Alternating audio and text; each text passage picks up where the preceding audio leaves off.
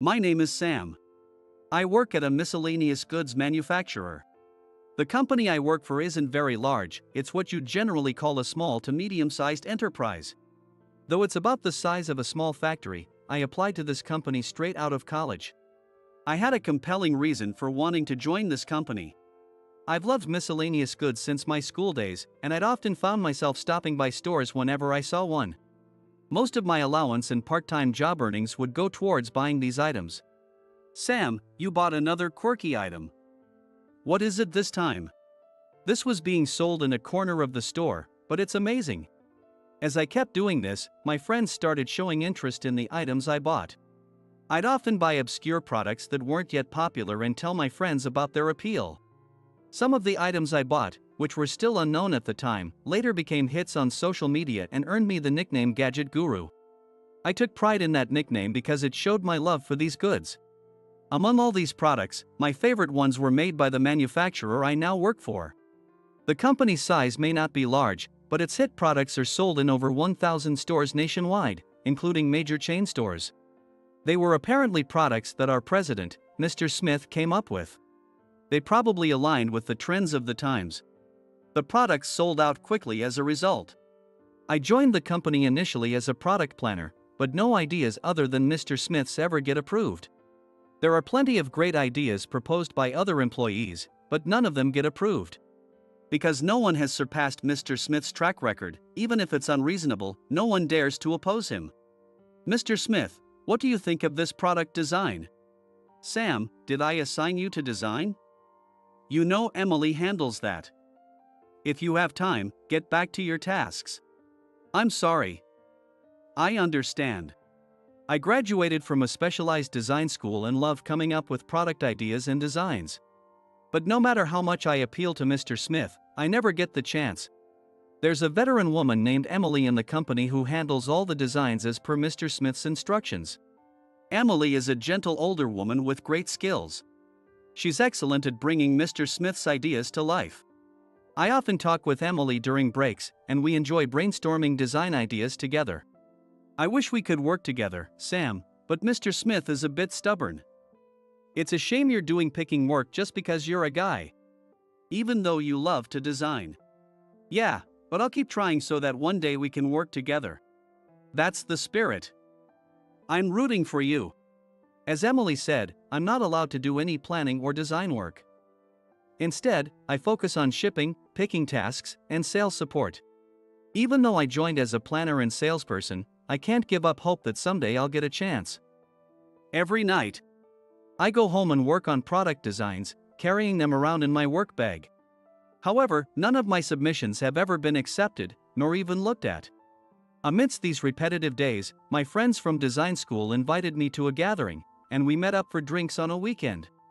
I spent days working on a design, only for it to get rejected. It's disheartening after all that effort. I kept revising and resubmitting mine, and it finally got accepted. You just have to keep pushing. Such conversations were common. My friends, now at different companies, seemed busy but fulfilled. Sam, how about you? You looked so happy when you got that job offer. I'm doing all right, I guess. Unable to say that I'm not doing what I want, I down my drink to cover up. I felt out of place being there. When I got hired by a company that makes my favorite products, I was overjoyed to the point of tears. My friends here today celebrated with me when I received the job offer from my first choice company. But my current reality is far from the ideal life I had envisioned. My design ideas pile up, unseen by anyone, and remain sadly tucked away in my bag. The gap between my hopeful past self and my current situation makes me clench my fist under the table. I was just filled with frustration. One day, I was sent to a meeting with a major chain store that I had often visited privately for years. Usually, I'd feel a bit lighter on my feet, but today I felt unusually heavy. Today's meeting was to pitch a product idea from Mr. Smith. It's not that I dislike going to these meetings. On the contrary, being involved in the process of creating and pitching a product brings me joy. Previously, I had taken one of Mr. Smith's ideas to a meeting, but his taste is quite unique and often not very good. However, since it was his idea, no one could challenge or even suggest alternatives. Even when I took such products to meetings, the buyer's reactions were always negative. When I returned to the company to report this, Mr. Smith would get very upset. My product is undoubtedly great. Isn't it your fault that it didn't get accepted? With all due respect, Mr. Smith, while this product is in line with current trends, by the time it's produced and on the market, the trend might have shifted and there would be no demand. Are you saying my product is bad? Sam, since when did you think you could offer opinions to me? If you have time to come up with uncreative designs, you should work on improving your sales skills. Mr. Smith's sharp gaze only intensified at my words. Since then, he started targeting me. Even when I submitted requested documents, he wouldn't look at them and would demand revisions, finding fault with everything I did. He'd assign me unnecessary tasks, sometimes giving me more work than I could finish in a day, leading to late nights. I tried to appeal to him about this. Mr. Smith, it's really tough to finish this by the end of the day. You're just incompetent. If you can't finish it, stay late and get it done. He never listened to my pleas. Emily, the design specialist, was also concerned for me. But even she couldn't stand up to Mr. Smith. Eventually, I lost my brakes and no longer had time to talk with her. When I stepped out of the company, the fresh air was a relief. But I didn't feel optimistic about today's meeting and was quickly overcome with a sense of dread. I decided to take a shortcut through a one-way street. With fewer cars and traffic lights, and hardly any people, I thought it might help clear my head. Just then, a loud crash behind me made me turn around. A car had collided with a telephone pole. I'd never witnessed an accident before, and with no one else around, I panicked. But when I saw no one emerging from the car, I ran towards it. I couldn't see the driver's face due to the airbags, but I saw a woman slumped over in the driver's seat. I checked the back seat and found she was the only one in the car. I immediately opened the door and spoke to her. "Are you okay? Can you hear me?" She slowly raised herself and responded, "I'm okay." I blacked out while driving. Relieved that she was conscious, I sighed. I should call the police, but I can't find my phone." She seemed disoriented, likely from the accident. I quickly reassured her. "It's okay. I'll call the police. Here, have some water, I haven't opened it yet. It'll help you calm down." I handed her the water I had bought earlier, and since I was the only witness, I called the police and an ambulance from my phone. She seemed calmer by the time I finished the call and bowed deeply to me. "Thank you for helping me. My name is Natalie. I think I was sleep deprived from working on a college report. Thank you for everything. May I ask your name?" Natalie seemed to be a college student, and I couldn't just leave her alone, so I introduced myself. "I'm glad you're okay, Natalie. I'm Sam. Sorry, I need to make a quick work call while we wait for the police." She nodded emphatically and said, "That's fine." So I called the client I was supposed to meet. After explaining the situation, they understood and agreed to reschedule. Next, I called my company, and the receptionist connected me to Mr. Smith. "Mr. Smith, I'm sorry. I encountered an accident on my way to the meeting and am currently waiting for the police. I've explained the situation to the client, and they've agreed to reschedule. Given the circumstances, it might take me some time to return to the office." After explaining the situation concisely, an unexpected response came through the phone. "Sam, are you kidding me? Do you realize how much revenue this meeting could generate? Being late because of an accident you encountered? Rescheduling without permission is unacceptable. You should have ignored the accident." "But Mr. Smith, I couldn't just ignore someone in need. That's inhumane." Despite my attempt to reason, he had no intention of listening and shouted over me, "I won't tolerate lateness. You're fired." His voice was deafening, and with a loud click, the call ended abruptly. In an instant, I found myself unemployed. Fired. Staring blankly at the silent phone, I was stunned. Natalie, who had witnessed everything, approached with a worried expression. "I'm sorry, I overheard the call. It's my fault, isn't it?" Her eyes were filled with tears as she apologized. "No, it's not a problem at all. Leaving someone in need would be the real issue. I tried to smile reassuringly as I spoke to her. The conflict with Mr. Smith had been ongoing, and he had been targeting me ever since our earlier disputes. Given the situation, this might actually be a good opportunity to move on. Staying in that company wouldn't let me do what I truly wanted. Natalie seemed to think my words were just to make her feel better. I'm really sorry that you got caught up in my accident. She bowed deeply again and, after a brief moment, took out her phone to make a call. Dad, it's Natalie. I was in an accident. It seemed she was calling her parents. Not wanting to eavesdrop, I considered stepping away, but the police arrived and began their investigation. By then, Natalie had finished her call and was calmly speaking with the police. The paramedics also arrived, and while they checked on Natalie, it was confirmed she wasn't injured. The investigation went smoothly without any issues. Since they were arranging a tow truck for her car, I decided to stay with her until it arrived. Just then, several luxury cars began to pull up in front of us. A man hurriedly got out of one of the cars. Natalie, are you okay? Yes, I'm fine. This gentleman helped me. The man, clearly worried, rushed over to Natalie. I was taken aback by the sudden turn of events. Unlike me, Natalie calmly explained the situation to the man. Unable to fully grasp what was happening, I stood there in shock as the man turned to me and bowed deeply. Thank you for helping Natalie. My name is. He expressed his gratitude and handed me his business card. Caught off guard, I fumbled to retrieve a business card from my bag, but in my haste, I accidentally spilled its contents all over the ground. Among the scattered items were not only the documents I was supposed to submit but also the product ideas and designs I had painstakingly worked on night after night. I'm so sorry. As I knelt to pick up the scattered papers, another hand appeared in my view. A smaller hand than mine started helping me pick up the scattered papers. It was Natalie. Is this everything? These products were designed by you? They're wonderful. She smiled as she handed me the gathered papers.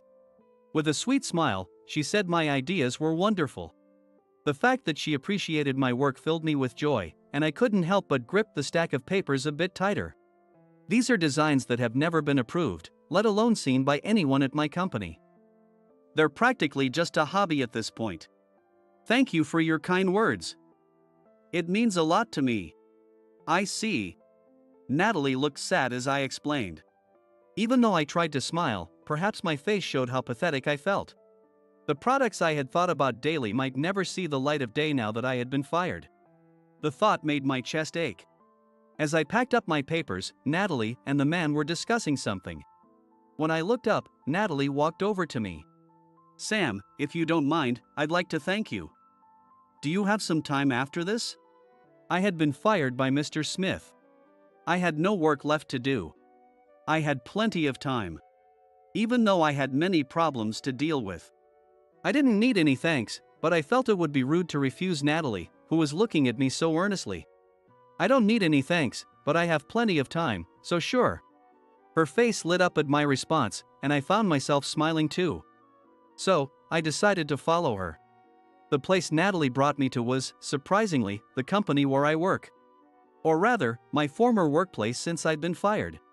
Before I could ask why we were here, Natalie confidently walked into the building. Sam, where's the meeting room?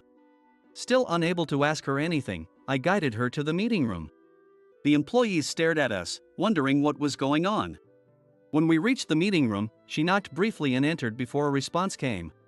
I had no idea who was inside, and hurried to follow her, only to be met with an unexpected sight. Mr. Smith was there, talking to an unfamiliar man. But that wasn't all. Mr. Smith was bowing his head looking scared. The man noticed Natalie and me immediately and addressed her. Natalie, are you okay? Dad.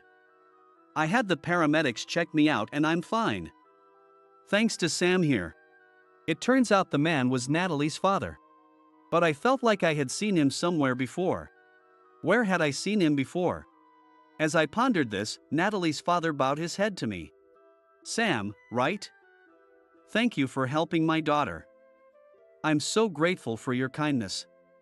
This is a debt I can never fully repay. Thank you.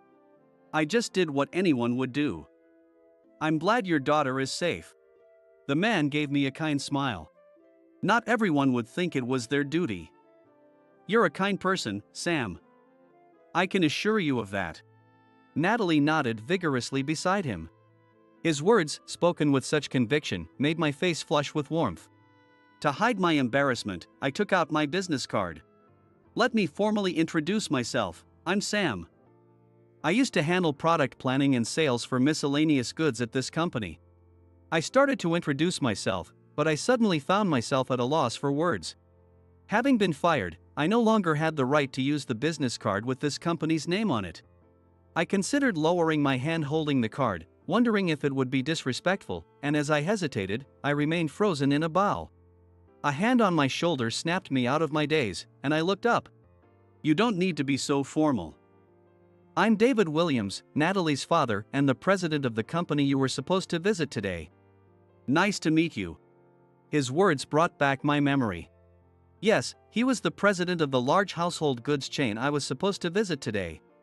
I hadn't had a conversation with him before, but I had seen him a few times. I never expected him to be the president though. When the accident happened, I remembered seeing the same company name on the business card of the man who got out of the car to help me. However, in the midst of the commotion, I hadn't fully confirmed it.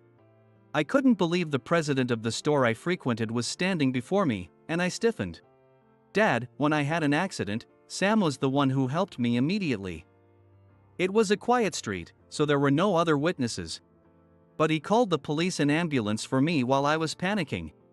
He even canceled his plans to visit your company to stay with me and make sure everything went smoothly. Natalie glanced at me and then continued speaking to Mr. Williams. But because of that, Sam ended up getting fired from his job. Mr. Williams listened to her words and turned towards the shrinking Mr. Smith. Getting fired for being late to a meeting because you helped someone after witnessing an accident? What a commendable company policy. Though Mr. Williams's tone was cheerful, his eyes were not smiling at all. Breaking into a cold sweat from Mr. Williams's sarcastic remark, Mr. Smith hesitantly opened his mouth to speak. No, I only reprimanded Sam for his attitude towards his work. I never intended to actually fire him. Encountering an accident and responding correctly is something I admire in an employee. That's why I entrusted the meeting with your company to him. As I thought about how quickly Mr. Smith came up with excuses, Natalie stepped forward before I could say anything. Sorry to interrupt, but I overheard you talking to Sam on the phone. You said to ignore the accident. After finishing his excuse and feeling a brief sense of relief, Mr. Smith turned his gaze towards Natalie and tensed up. However, she didn't stop. Sam told you he couldn't just ignore it. And I distinctly heard you say the word fired in response. That's how I remember it. Well, that is. Mr. Smith had no words to respond to Natalie's statement and appeared visibly uneasy. His face was not just sweaty but completely pale. Mr. Williams, who had been quietly listening, nodded slightly and turned to Mr. Smith. So, Sam is currently without a job, correct? And from what I hear, he's quite talented in product planning and design. Yet your company hasn't given him the opportunity to showcase his skills. Is that correct? Being suddenly praised for my abilities made me feel a bit uneasy.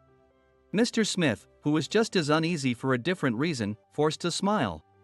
Well, we've been having him work on basic tasks as preparation for future projects. Mr. Smith's words brought back memories of all the harassment I had endured under him. Basic tasks? That was far from the truth. I joined this company because I admired its miscellaneous goods. I graduated from design school and joined this company with the intention of applying everything I learned here. I've been happy to do picking and sales support work, believing that one day I would be involved in planning and design. Gathering my courage, I addressed Mr. Smith's remarks. Sam. Mr. Smith glared at me, as if warning me not to say anything more. But I was no longer afraid.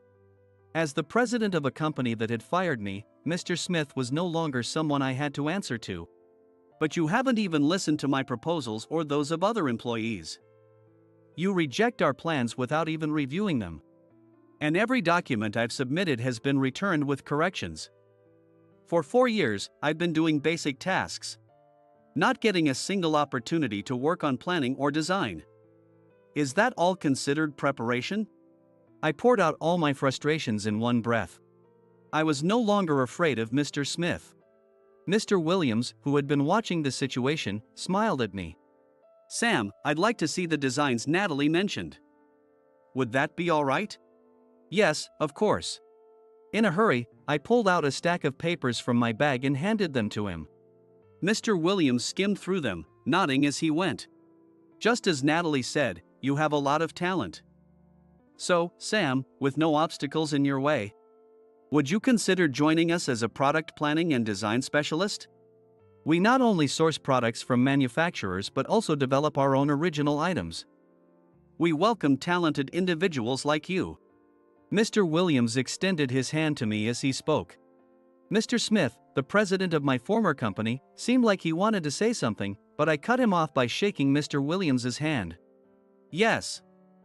I'd be honored. And so, I began working in product planning and design at the large household goods chain managed by Mr. Williams.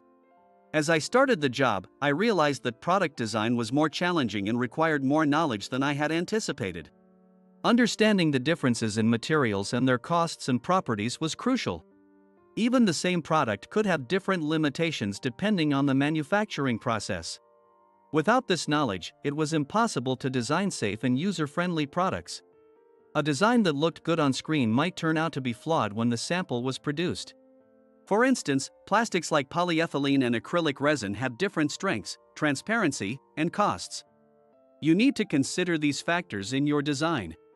This design could cause injuries to customers on the backside due to the manufacturing process. You need to modify it to avoid that. I received such feedback on my designs daily. I was learning new things that I couldn't have experienced at my previous company. It was tough, but I found it enjoyable and rewarding. Previously, my days were consumed by work with no time to spare. But now I found myself looking at products from a new perspective during shopping trips. I started to notice how things were made and what materials were used. I also began to appreciate the small details and design tweaks more often. I would jot down these observations in a notebook and use them to brainstorm new product ideas. While my life had become more work-centric, each day was filled with new discoveries, making it very enjoyable. Furthermore, my new role in product planning and design led to more opportunities to visit overseas factories.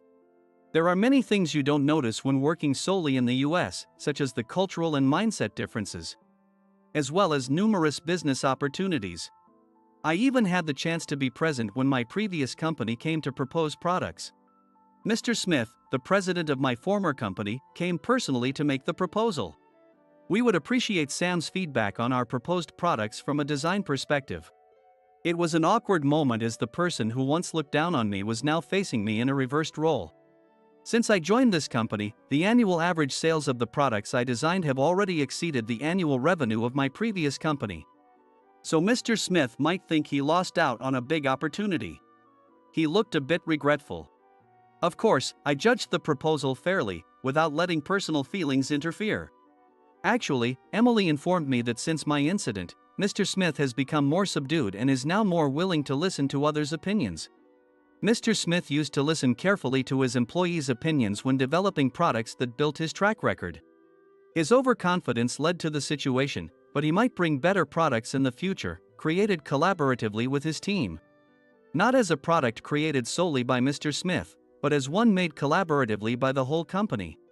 Sure, there were challenges, but it was a company that produced the miscellaneous goods I loved. Even though things turned out differently, I wanted to strive to do my best alongside them. In addition to work, my personal life was also flourishing. The accident led to me dating Natalie. After graduating from college, Natalie joined the same company as a sales assistant. Though we worked in different departments, we would often return home together or have dinner, making every day feel more colorful. Natalie, who had recognized and praised my design work, continued to support me. One fond memory was when I took her to a household goods store for our date, and she burst into laughter. "You really love household goods, don't you, Sam?" "I love them too, so I'll go along with you as long as you want." Natalie never criticized me, always smiling and staying by my side. Mr. Williams has been supportive both professionally and personally, and I'm fortunate to have great colleagues. At my previous company, everyone avoided associating with me since I was singled out.